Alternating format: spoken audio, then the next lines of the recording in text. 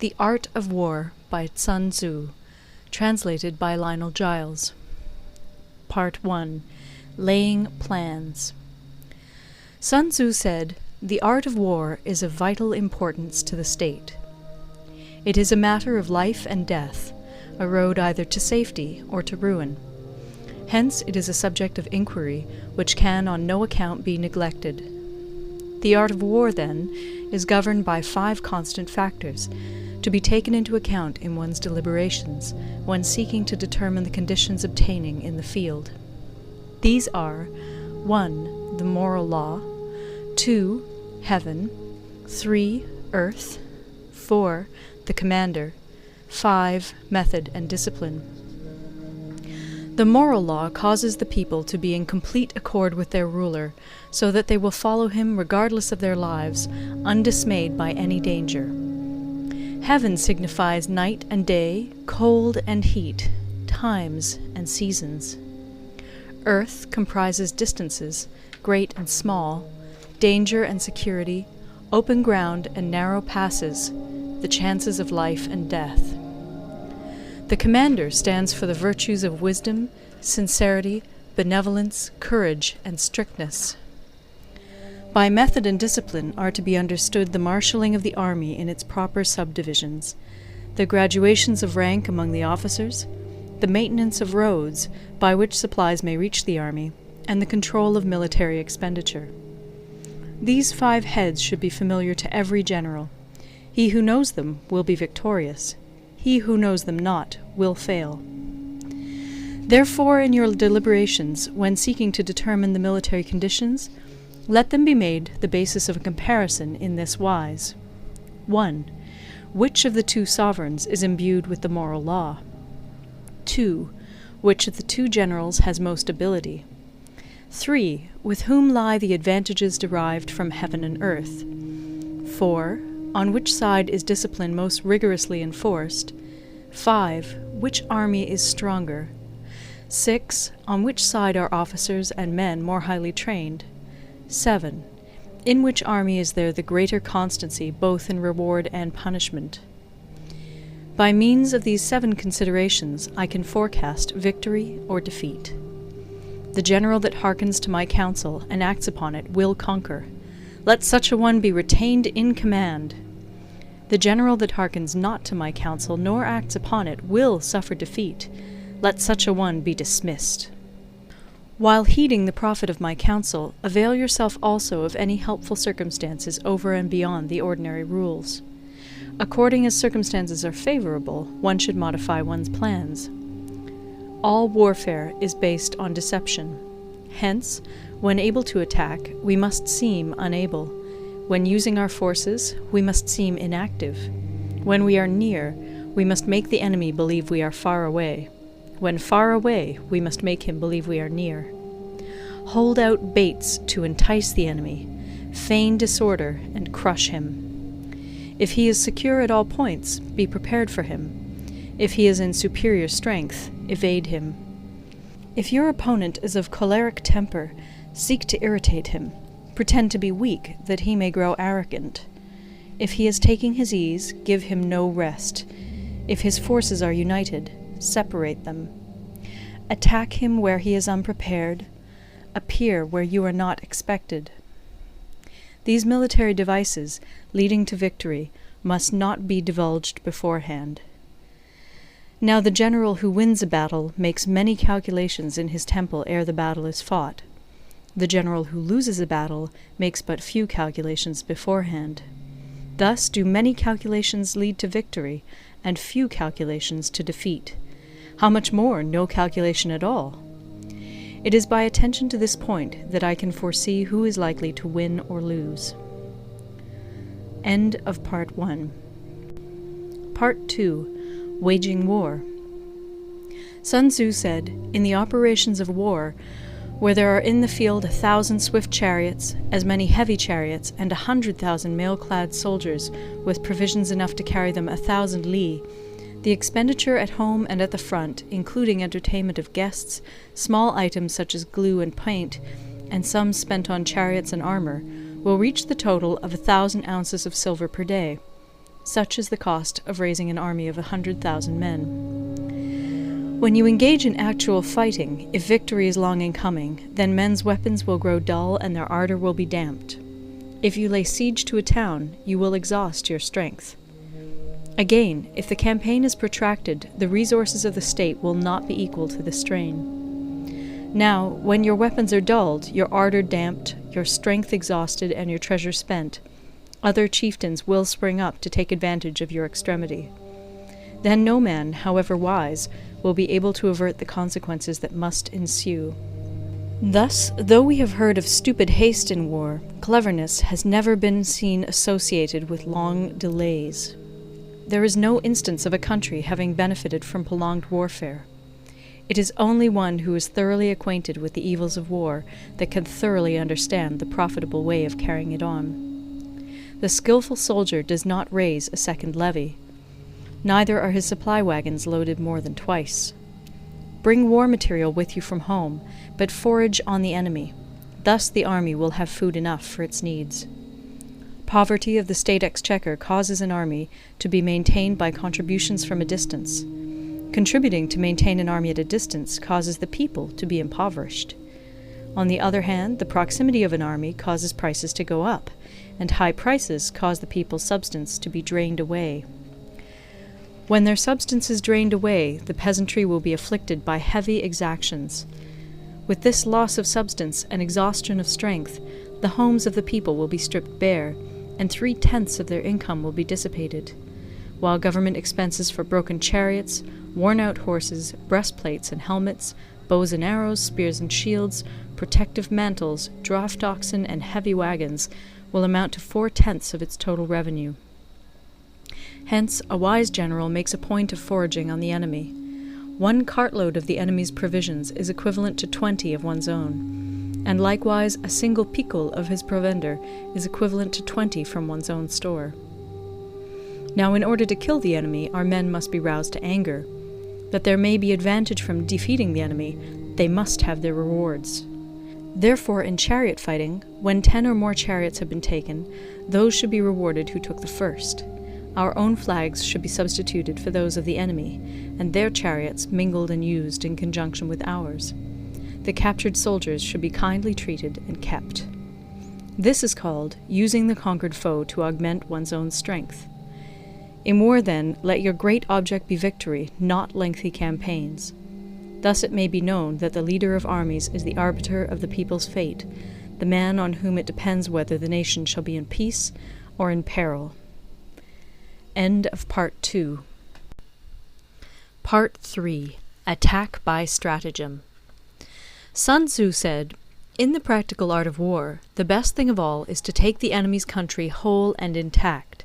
To shatter and destroy it is not so good.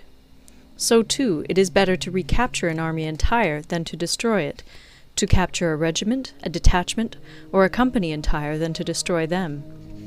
Hence, to fight and conquer in all your battles is not supreme excellence. Supreme excellence consists in breaking the enemy's resistance without fighting. Thus, the highest form of generalship is to balk the enemy's plans. The next best is to prevent the junction of the enemy's forces. The next in order is to attack the enemy's army in the field. And the worst policy of all is to besiege walled cities. The rule is not to besiege walled cities if it can possibly be avoided.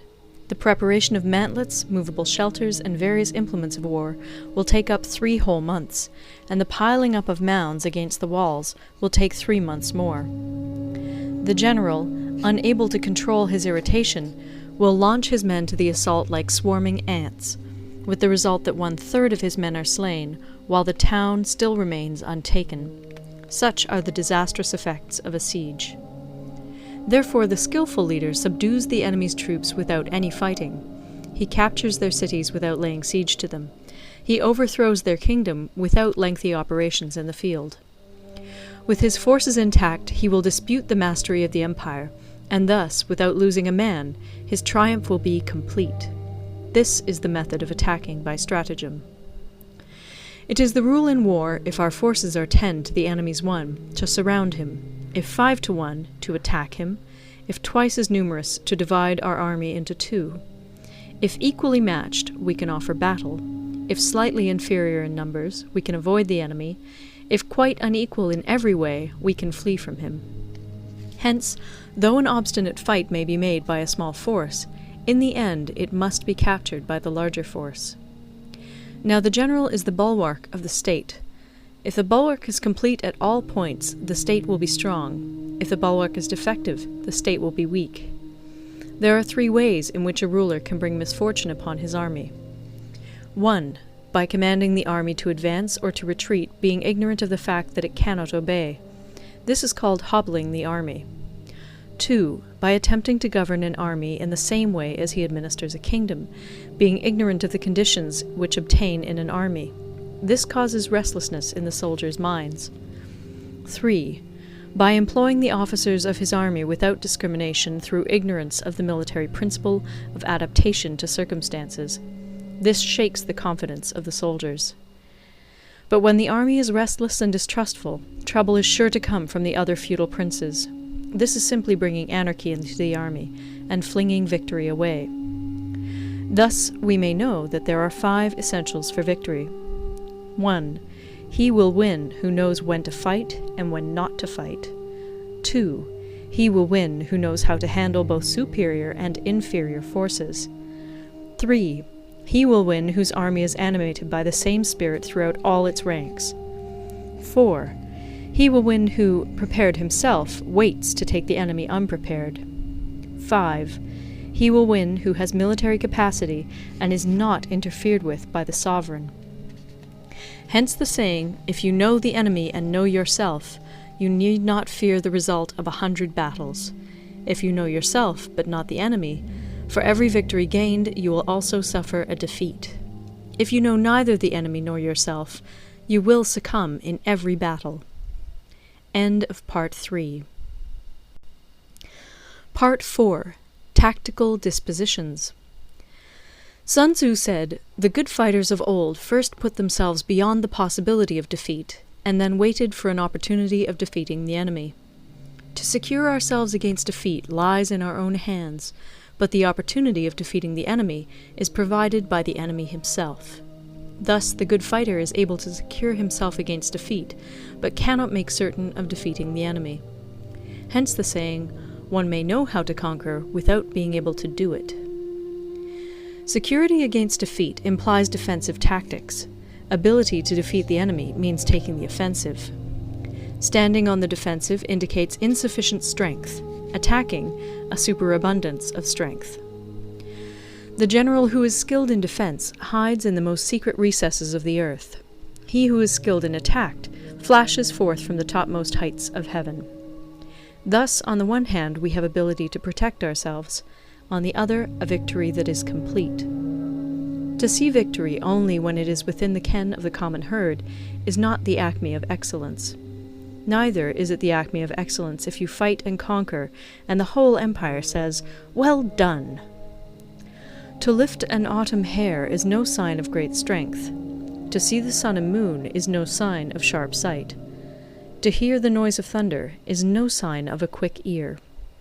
What the ancients called a clever fighter is one who not only wins, but excels in winning with ease. Hence his victories bring him neither reputation for wisdom nor credit for courage. He wins his battles by making no mistakes. Making no mistakes is what establishes the certainty of victory, for it means conquering an enemy that is already defeated. Hence the skillful fighter puts himself into a position which makes defeat impossible, and does not miss the moment for defeating the enemy. Thus it is that in war the victorious strategist only seeks battle after the victory has been won, whereas he who is destined to defeat first fights and afterwards looks for victory. The consummate leader cultivates the moral law and strictly adheres to method and discipline. Thus it is in his power to control success. In respect of military method we have, firstly, measurement, secondly, estimation of quantity, thirdly, calculation, fourthly, balancing of chances, fifthly, victory. Measurement owes its existence to earth, estimation of quantity to measurement, calculation to estimation of quantity, balancing of chances to calculation, and victory to balancing of chances. A victorious army opposed to a routed one is as a pound's weight placed in the scale against a single grain. The onrush of a conquering force is like the bursting of pent-up waters into a chasm 1,000 fathoms deep. End of Part 4. Part 5. Energy. Sun Tzu said, "The control of a large force is the same principle as the control of a few men. It is merely a question of dividing up their numbers." Fighting with a large army under your command is nowise different from fighting with a small one. It is merely a question of instituting signs and signals. To ensure that your whole host may withstand the brunt of the enemy's attack and remain unshaken, this is effected by maneuvers direct and indirect. That the impact of your army may be like a grindstone dashed against an egg, this is effected by the science of weak points and strong. In all fighting, the direct method may be used for joining battle, but indirect methods will be needed in order to secure victory. Indirect tactics, efficiently applied, are inexhaustible as heaven and earth, unending as the flow of rivers and streams. Like the sun and moon, they end but to begin anew. Like the 4 seasons, they pass away to return once more. There are not more than 5 musical notes, yet the combinations of these 5 give rise to more melodies than can ever be heard. There are not more than 5 primary colors, blue, yellow, red, white, and black, yet in combination they produce more hues than can ever be seen. There are not more than 5 cardinal tastes, sour, acrid, salt, sweet, bitter, yet combinations of them yield more flavors than can ever be tasted. In battle there are not more than 2 methods of attack, the direct and the indirect, yet these 2 in combination give rise to an endless series of maneuvers. The direct and the indirect lead on to each other in turn. It is like moving in a circle, you never come to an end. Who can exhaust the possibilities of their combination? The onset of troops is like the rush of a torrent which will even roll stones along in its course. The quality of decision is like the well-timed swoop of a falcon, which enables it to strike and destroy its victim. Therefore, the good fighter will be terrible in his onset and prompt in his decision. Energy may be likened to the bending of a crossbow, decision to the releasing of a trigger. Amid the turmoil and tumult of battle, there may be seeming disorder, and yet no real disorder at all.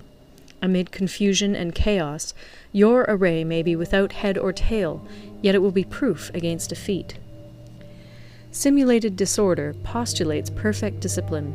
Simulated fear postulates courage. Simulated weakness postulates strength. Hiding order beneath the cloak of disorder is simply a question of subdivision.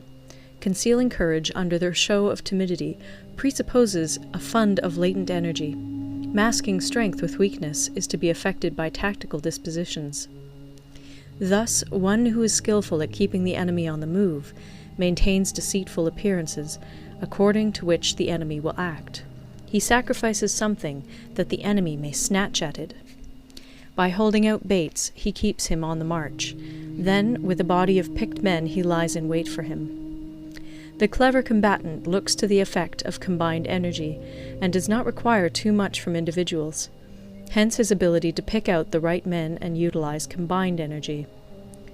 When he utilizes combined energy, his fighting men become as it were like unto rolling logs or stones, for it is the nature of a log or stone to remain motionless on level ground, and to move when on a slope.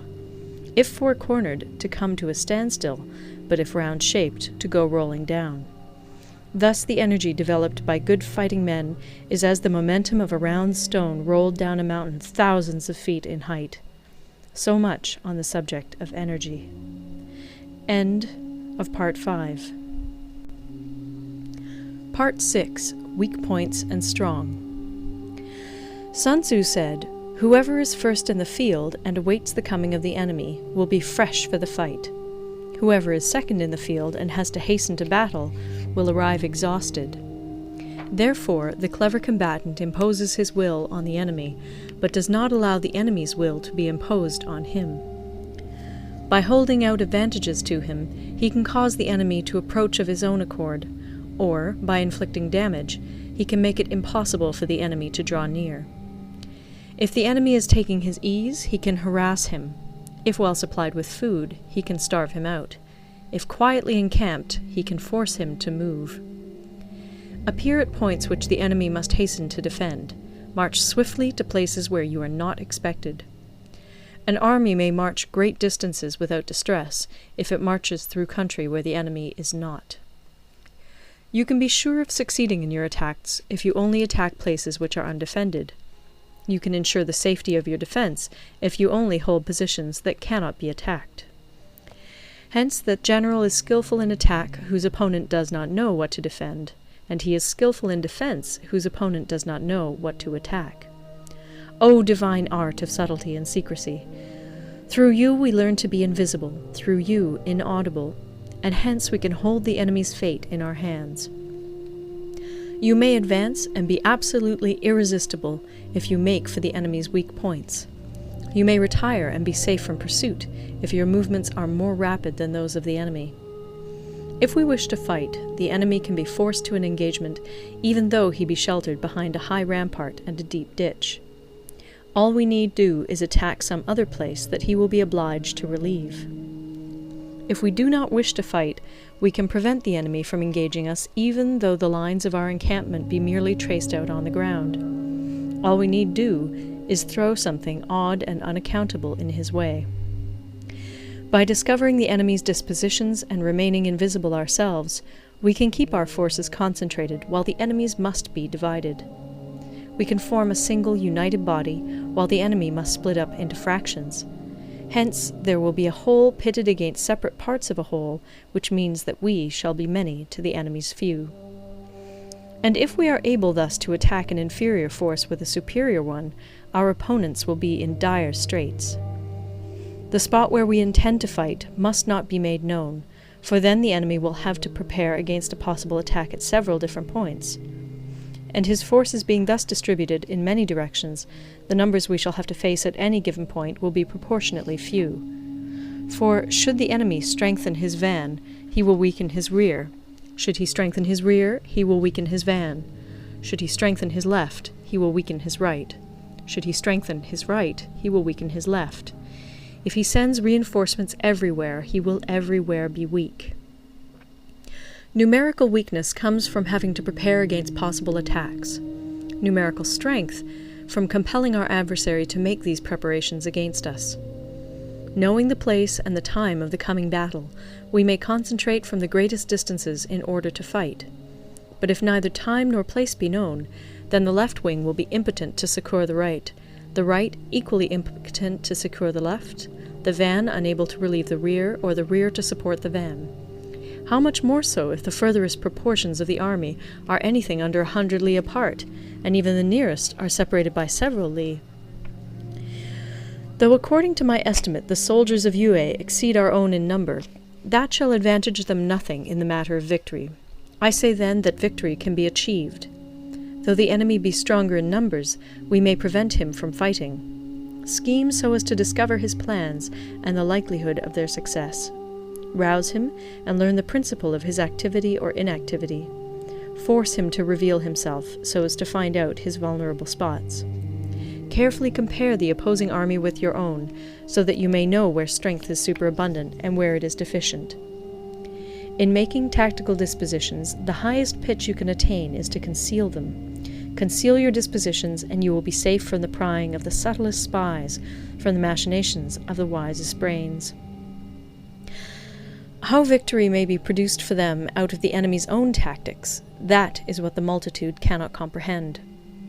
All men can see the tactics whereby I conquer, but what none can see is the strategy out of which victory is evolved.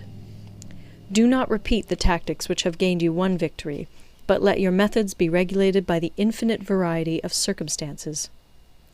Military tactics are like unto water, for water in its natural course runs away from high places and hastens downwards. So in war, the way is to avoid what is strong and to strike at what is weak.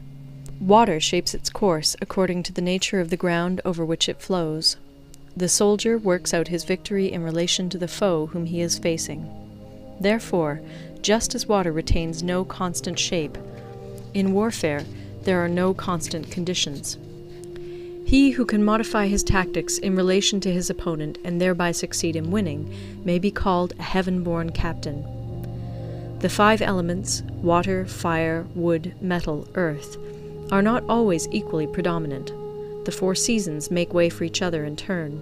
There are short days and long. The moon has its periods of waning and waxing. End of Part 6. Part 7. Maneuvering. Sun Tzu said, "In war, the general receives his commands from the sovereign. Having collected an army and concentrated his forces, he must blend and harmonize the different elements thereof before pitching his camp. After that comes tactical maneuvering, than which there is nothing more difficult. The difficulty of tactical maneuvering consists in turning the devious into the direct, and misfortune into gain. Thus, to take a long and circuitous route, after enticing the enemy out of the way, and those starting after him, to contrive to reach the goal before him, shows knowledge of the artifice of deviation. Maneuvering with an army is advantageous, with an undisciplined multitude most dangerous. If you set a fully equipped army in march in order to snatch an advantage, the chances are that you will be too late. On the other hand, to detach a flying column for the purpose involves the sacrifice of its baggage and stores. Thus, if you order your men to roll up their buff coats and make forced marches without halting day or night, covering double the usual distance at a stretch, doing 100 li in order to wrest an advantage, the leaders of all your 3 divisions will fall into the hands of the enemy. The stronger men will be in front, the jaded ones will fall behind, and on this plan only 1/10 of your army will reach its destination. If you march 50 li in order to outmaneuver the enemy, you will lose the leader of your 1st division, and only half your force will reach the goal. If you march 30 li with the same object, 2/3 of your army will arrive. We may take it then that an army without its baggage train is lost. Without provisions, it is lost. Without bases of supply, it is lost. We cannot enter into alliances until we are acquainted with the designs of our neighbours. We are not fit to lead an army on the march unless we are familiar with the face of the country, its mountains and forests, its pitfalls and precipices, its marshes and swamps. We shall be unable to turn natural advantage to account unless we make use of local guides.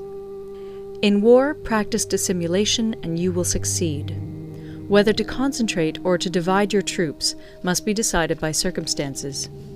Let your rapidity be that of the wind, your compactness that of the forest. In raiding and plundering be like fire, in immovability like a mountain. Let your plans be dark, and impenetrable as night, and when you move, fall like a thunderbolt. When you plunder a countryside, let the spoil be divided amongst your men. When you capture new territory, cut it up into allotments for the benefit of the soldiery. Ponder and deliberate before you make a move. He will conquer who has learnt the artifice of deviation. Such is the art of maneuvering. The Book of Army Management says, "On the field of battle, the spoken word does not carry far enough. Hence the institution of gongs and drums. Nor can ordinary objects be seen clearly enough. Hence the institution of banners and flags. Gongs and drums, banners and flags, are means whereby the ears and eyes of the host may be focused on one particular point. The host thus forming a single united body, it is impossible either for the brave to advance alone, or for the cowardly to retreat alone. This is the art of handling large masses of men. In night fighting, then, make much use of signal flyers and drums, and in fighting by day, of flags and banners, as a means of influencing the ears and eyes of your army. A whole army may be robbed of its spirit. A commander-in-chief may be robbed of his presence of mind. Now, a soldier's spirit is keenest in the morning. By noonday it has begun to flag, and in the evening his mind is bent only on returning to camp. A clever general, therefore, avoids an army when its spirit is keen, but attacks it when it is sluggish and inclined to return. This is the art of studying moods. Disciplined and calm, to await the appearance of disorder and hubbub amongst the enemy. This is the art of retaining self-possession. To be near the goal while the enemy is still far from it, to wait at ease while the enemy is toiling and struggling, to be well fed while the enemy is famished. This is the art of husbanding one's strength. To refrain from intercepting an enemy whose banners are in perfect order, to refrain from attacking an army drawn up in calm and confident array, this is the art of studying circumstances. It is a military axiom not to advance uphill against the enemy, nor to oppose him when he comes downhill. Do not pursue an enemy who simulates flight. Do not attack soldiers whose temper is keen. Do not swallow bait offered by the enemy. Do not interfere with an army that is returning home. When you surround an army, leave an outlet free. Do not press a desperate foe too hard. Such is the art of warfare. End of Part 7. Part 8. Variation in Tactics. Sun Tzu said, "In war, the general receives his commands from the sovereign, collects his army, and concentrates his forces. When in difficult country, do not encamp. In country where high roads intersect, join hands with your allies. Do not linger in dangerously isolated positions. In hemmed-in situations, you must resort to stratagem. In desperate position, you must fight. There are roads which must not be followed, armies which must not be attacked, towns which must not be besieged, positions which must not be contested, commands of the sovereign which must not be obeyed." The general who thoroughly understands the advantages that accompany variation of tactics knows how to handle his troops. The general who does not understand these may be well acquainted with the configuration of the country, yet he will not be able to turn his knowledge to practical account. So, the student of war who is unversed in the art of war of varying his plans, even though he be acquainted with the 5 advantages, will fail to make the best use of his men. Hence, in the wise leader's plans, considerations of advantage and of disadvantage will be blended together. If our expectation of advantage be tempered in this way, we may succeed in accomplishing the essential part of our schemes. If, on the other hand, in the midst of difficulties we are always ready to seize an advantage, we may extricate ourselves from misfortune. Reduce the hostile chiefs by inflicting damage on them, and make trouble for them, and keep them constantly engaged. Hold out specious allurements, and make them rush to any given point. The art of war teaches us to rely not on the likelihood of the enemy's not coming, but on our own readiness to receive him, not on the chance of his not attacking, but rather on the fact that we have made our position unassailable. There are 5 dangerous faults which may affect a general. 1. Recklessness, which leads to destruction. 2. Cowardice, which leads to capture. 3. A hasty temper, which can be provoked by insults. 4. A delicacy of honour, which is sensitive to shame. 5. Over-solicitude for his men, which exposes him to worry and trouble. These are the 5 besetting sins of a general, ruinous to the conduct of war. When an army is overthrown and its leader slain, the cause will surely be found among these 5 dangerous faults. Let them be a subject of meditation. End of Part 8. Part 9. The Army on the March. Sun Tzu said, "We come now to the question of encamping the army and observing signs of the enemy. Pass quickly over mountains and keep in the neighborhood of valleys. Camp in high places facing the sun. Do not climb heights in order to fight." So much for mountain warfare. After crossing a river, you should get far away from it. When an invading force crosses a river in its onward march, do not advance to meet it in midstream. It will be best to let half the army get across, and then deliver your attack. If you are anxious to fight, you should not go to meet the invader near a river which he has to cross. Moor your craft higher up than the enemy, and facing the sun. Do not move upstream to meet the enemy. So much for river warfare. In crossing salt marshes, your sole concern should be to get over them quickly, without any delay. If forced to fight in a salt marsh, You should have water and grass near you and get your back to a clump of trees. So much for operations in salt marshes. In dry, level country, take up an easily accessible position with rising ground to your right and on your rear, so that the danger may be in front and safety lie behind. So much for campaigning in flat country. These are the 4 useful branches of military knowledge which enabled the Yellow Emperor to vanquish 4 several sovereigns. All armies prefer high ground to low, and sunny places to dark. If you are careful of your men and camp on hard ground, the army will be free from disease of every kind, and this will spell victory. When you come to a hill or a bank, occupy the sunny side, with the slope on your right rear. Thus you will at once act for the benefit of your soldiers, and utilize the natural advantages of the ground.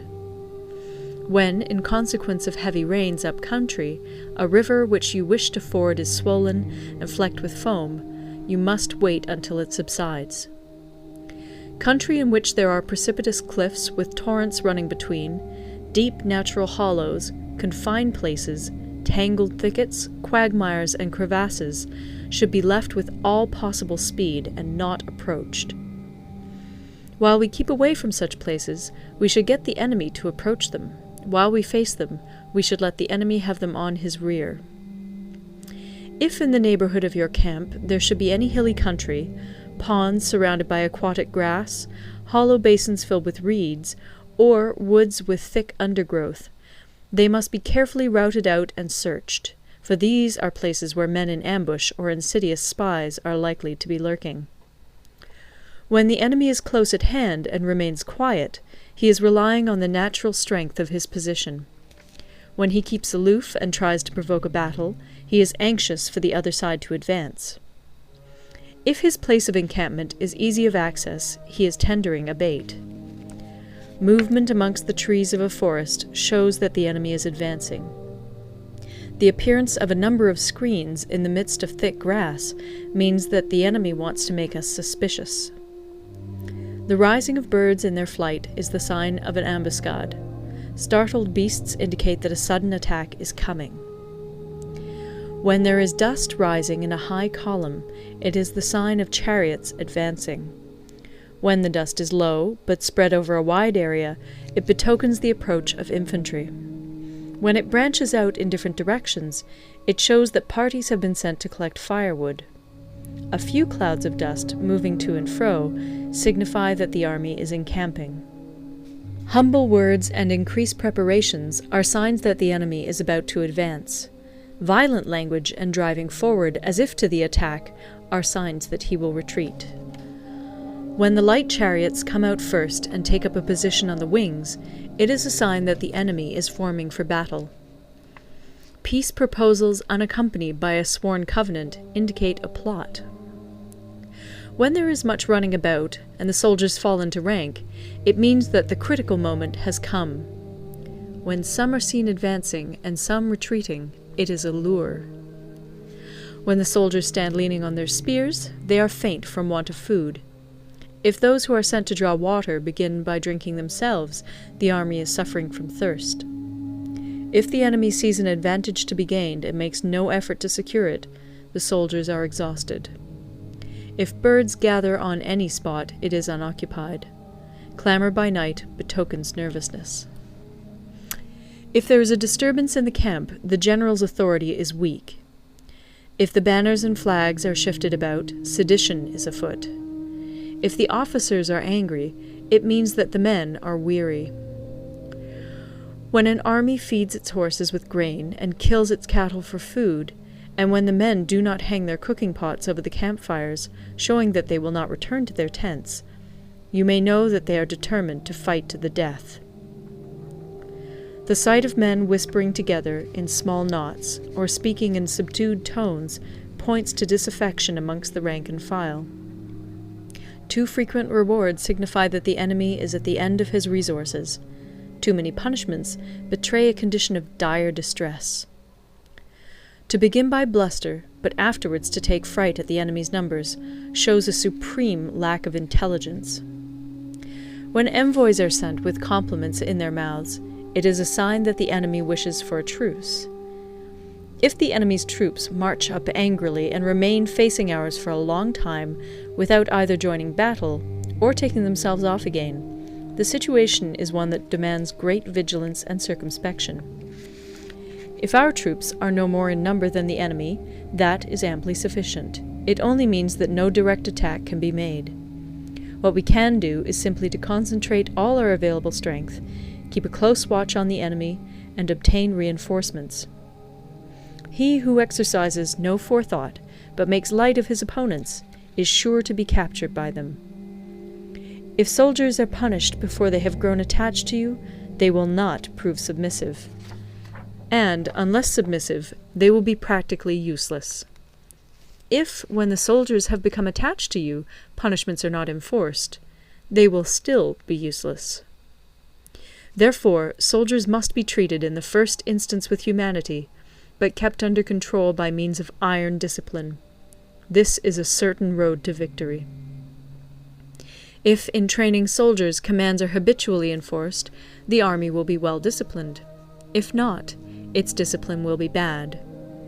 If a general shows confidence in his men, but always insists on his orders being obeyed, the gain will be mutual. End of Part 9. Part 10. Terrain. Sun Tzu said, "We may distinguish 6 kinds of terrain, to wit, 1. Accessible ground, 2. Entangling ground, 3. Temporizing ground, 4. Narrow passes, 5. Precipitous heights, 6. Positions at a great distance from the enemy." Ground which can be freely traversed by both sides is called accessible. With regard to ground of this nature, be before the enemy in occupying the raised and sunny spots, and carefully guard your line of supplies. Then you will be able to fight with advantage. Ground which can be abandoned but is hard to reoccupy is called entangling. From a position of this sort, if the enemy is unprepared, you may sally forth and defeat him. But if the enemy is prepared for your coming, and you fail to defeat him, then, return being impossible, disaster will ensue. When the position is such that neither side will gain by making the first move, it is called temporizing ground. In a position of this sort, even though the enemy should offer us an attractive bait, it will be advisable not to stir forth, but rather to retreat, thus enticing the enemy in his turn. Then, when part of his army has come out, we may deliver our attack with advantage. With regard to narrow passes, if you can occupy them first, let them be strongly garrisoned and await the advent of the enemy. Should the army forestall you in occupying a pass, do not go after him if the pass is fully garrisoned, but only if it is weakly garrisoned. With regard to precipitous heights, if you are beforehand with your adversary, you should occupy the raised and sunny spots, and there wait for him to come up. If the enemy has occupied them before you, do not follow him, but retreat, and try to entice him away. If you are situated at a great distance from the enemy, and the strength of the two armies is equal, it is not easy to provoke a battle, and fighting will be to your disadvantage. These 6 are the principles connected with earth.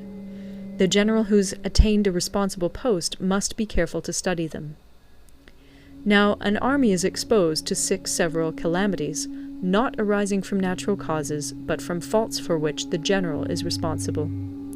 These are 1. Flight, 2. Insubordination, 3. Collapse, 4. Ruin, 5. Disorganization, 6. Rout. Other conditions being equal, if one force is hurled against another 10 times its size, the result will be the flight of the former. When the common soldiers are too strong and their officers too weak, the result is insubordination. When the officers are too strong and the common soldiers too weak, the result is collapse. When the higher officers are angry and insubordinate, and on meeting the enemy give battle on their own account from a feeling of resentment, before the commander-in-chief can tell whether or not he is in a position to fight, the result is ruin.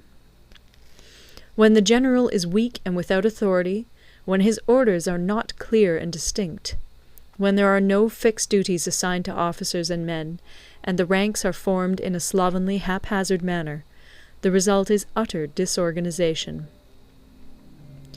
When a general, unable to estimate the enemy's strength, allows an inferior force to engage a larger one, or hurls a weak detachment against a powerful one, and neglects to place picked soldiers in the front rank, the result must be rout. These are 6 ways of courting defeat, which must be carefully noted by the general who has attained a responsible post. The natural formation of the country is the soldier's best ally, but a power of estimating the adversary, of controlling the forces of victory, and of shrewdly calculating difficulties, dangers, and distances, constitutes the test of a great general. He who knows these things, and in fighting puts his knowledge into practice, will win his battles. He who knows them not, nor practices them, will surely be defeated. If fighting is sure to result in victory, then you must fight, even though the ruler forbid it. If fighting will not result in victory, then you must not fight even at the ruler's bidding.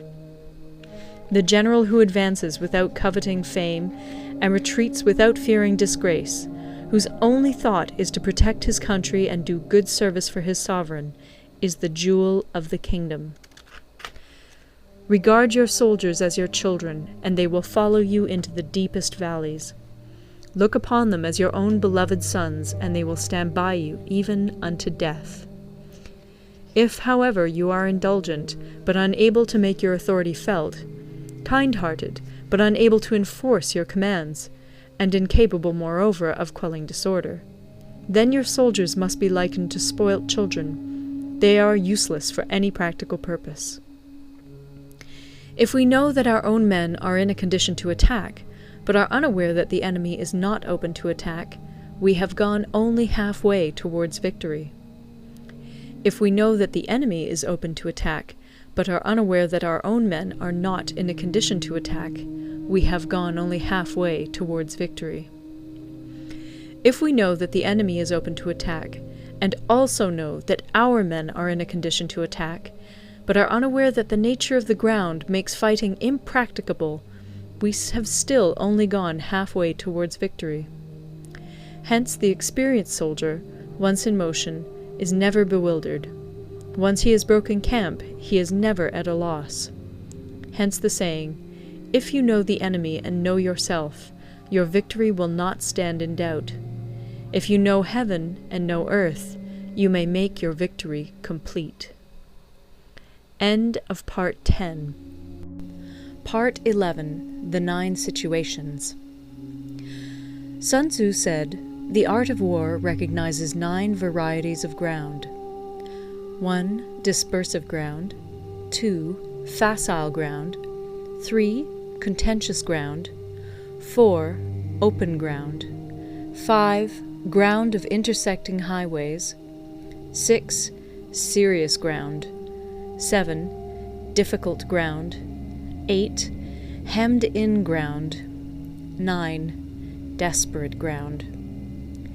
When a chieftain is fighting in his own territory, it is dispersive ground. When he has penetrated into hostile territory, but to no great distance, it is facile ground.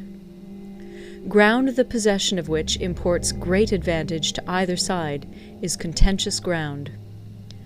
Ground on which each side has liberty of movement is open ground. Ground which forms the key to 3 contiguous states, so that he who occupies it first has most of the empire at his command, is a ground of intersecting highways. When an army has penetrated into the heart of a hostile country, leaving a number of fortified cities in its rear, it is serious ground.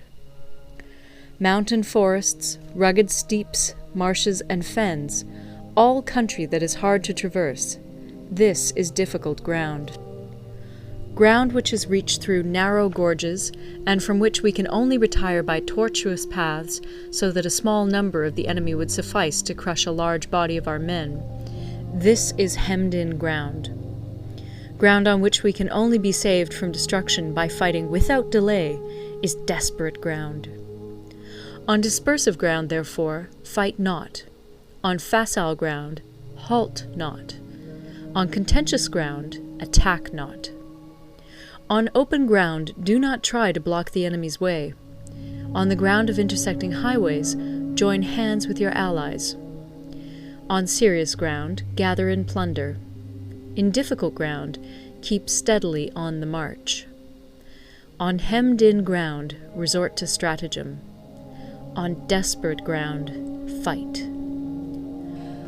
Those who were called skillful leaders of old knew how to drive a wedge between the enemy's front and rear, to prevent cooperation between his large and small divisions, to hinder the good troops from rescuing the bad, the officers from rallying their men.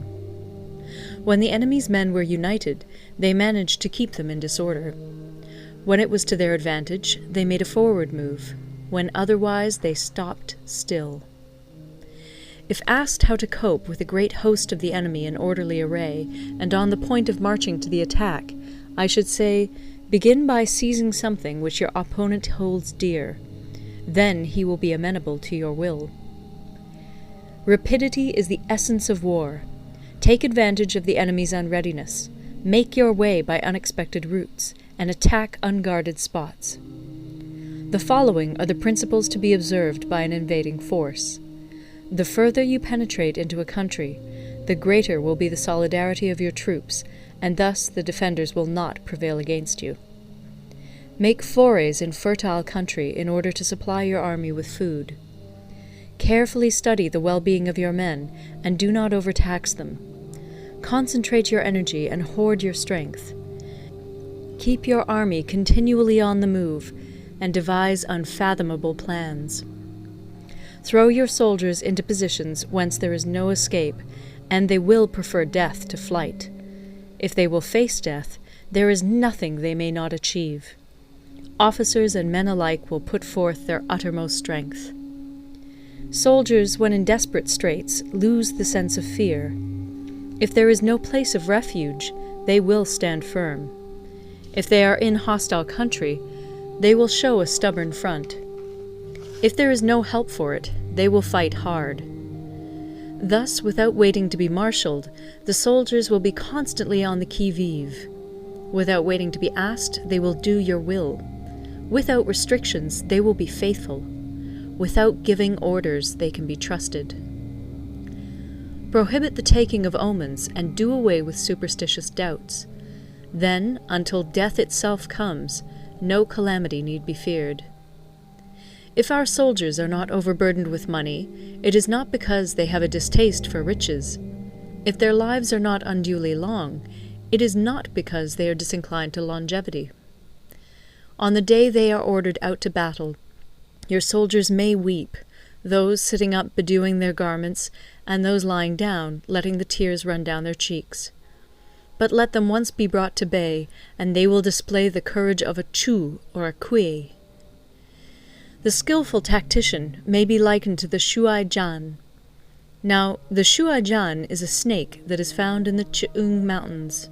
Strike at its head, and you will be attacked by its tail.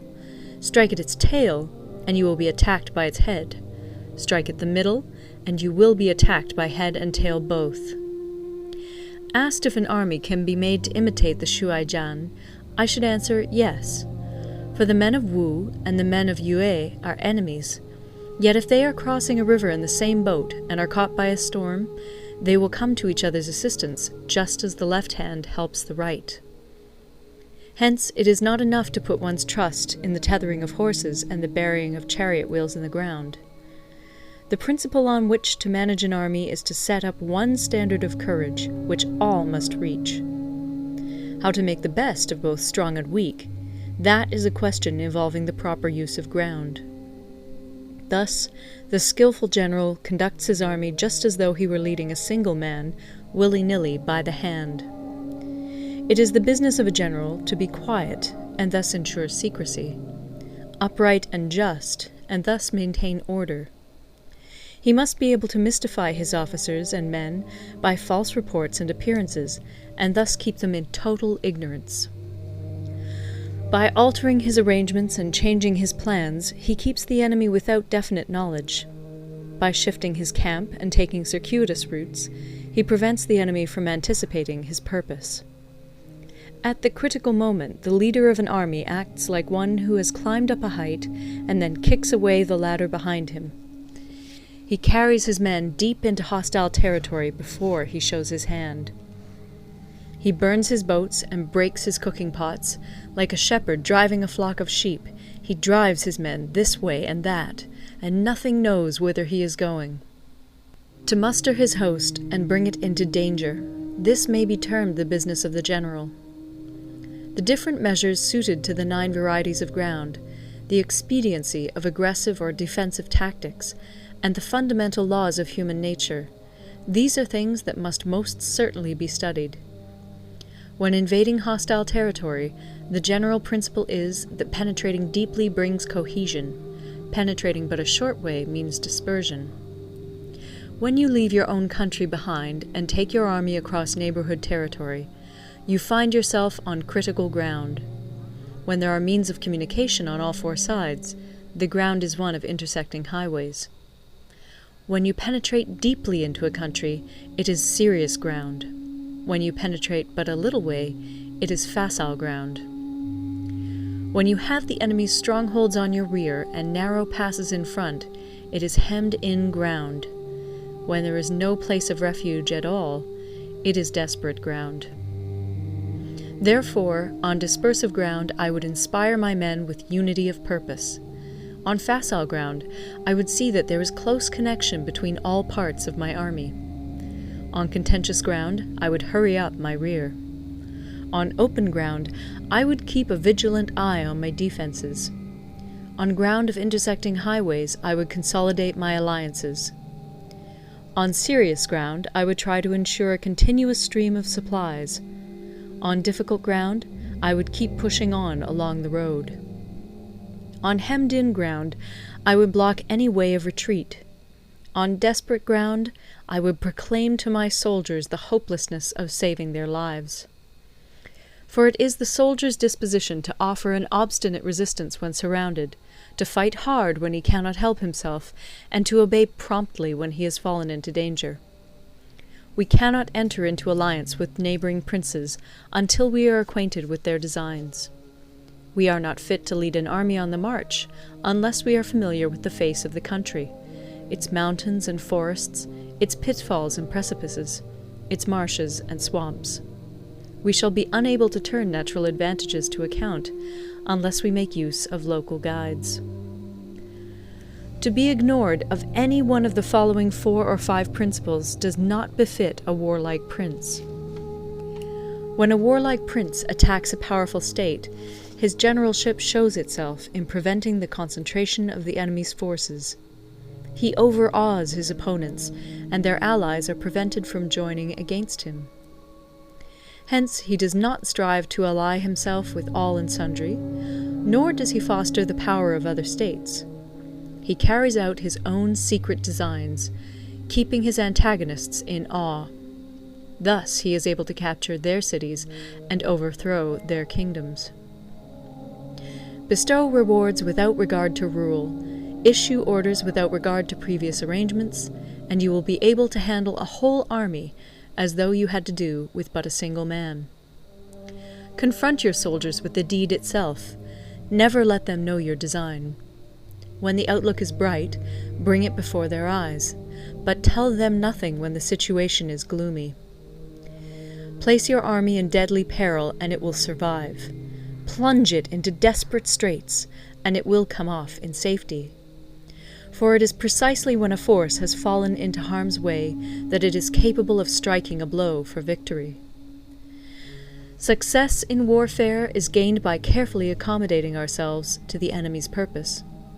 By persistently hanging on the enemy's flank, we shall succeed in the long run in killing the commander-in-chief. This is called ability to accomplish a thing by sheer cunning. On the day that you take up your command, block the frontier passes, destroy the official tallies, and stop the passage of all emissaries.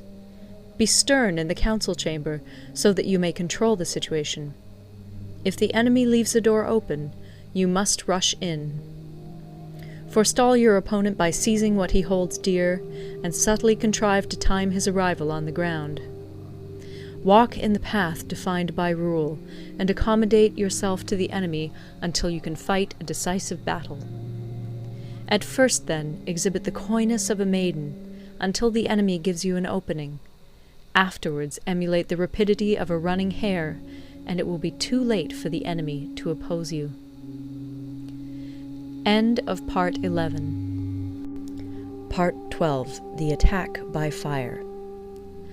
Sun Tzu said, "There are 5 ways of attacking with fire. The first is to burn soldiers in their camp. The second is to burn stores. The third is to burn baggage trains. The fourth is to burn arsenals and magazines. The fifth is to hurl dropping fire amongst the enemy." In order to carry out an attack, we must have means available. The material for raising fire should always be kept in readiness. There is a proper season for making attacks with fire, and special days for starting a conflagration. The proper season is when the weather is very dry. The special days are those when the moon is in the constellations of the Sieve, the Wall, the Wing, or the Crossbar, for these 4 are all days of rising wind. In attacking with fire, one should be prepared to meet 5 possible developments. 1. When fire breaks out inside to enemy's camp, respond at once with an attack from without.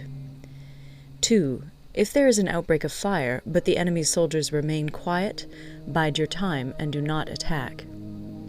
3. When the force of the flames has reached its height, follow it up with an attack, if that is practicable.